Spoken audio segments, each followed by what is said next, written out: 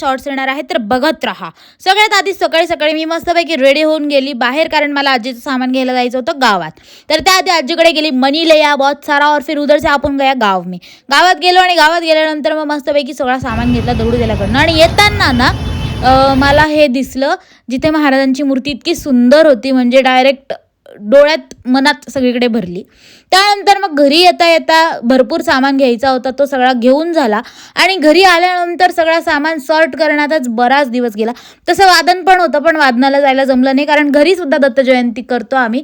त्याकरता मग घरचं मला एकटीलाच करावं लागणार आहे, कारण बहन तो चली गई शादी करके, हात ऊपर कर दिए उसने आणि मग त्यानंतर मग मम्मीने माझ्यावरती सगळे कामं सोडले होते, त्यामुळे सगळे कामं आटोपून मग मम्मी आल्यानंतर मग आम्ही आरती वगैरे करायला घेतली. एवढं सगळं नैवेद्य वगैरे सगळं म्हणजे करावं तर लागतच होतं असं पण. आणि कसलीच वाट न बघता पटकन आरती करून घेतली आणि आम्ही नैवेद्य वाटून प्रसाद वाटून घेतला. आणि मग त्यानंतर पटकन रेडी झालो आणि ताईकडे निघालो.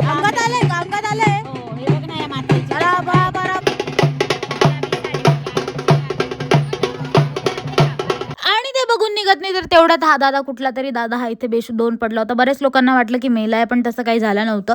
तर त्याला उठवलं आणि त्याला मग जिवंत केलं आणि मग तो गेला असेल घरी, आय डोंट नो. त्यानंतर मग आम्ही मावशीकडे आलो, गप्पा गोष्टी केल्या, जेवण पण केलं, खिचडी पण खाल्ली मस्त तिच्या हातची. आणि त्यानंतर घरी आलो आणि yes guys, that's over, that is it for the day. Bye bye.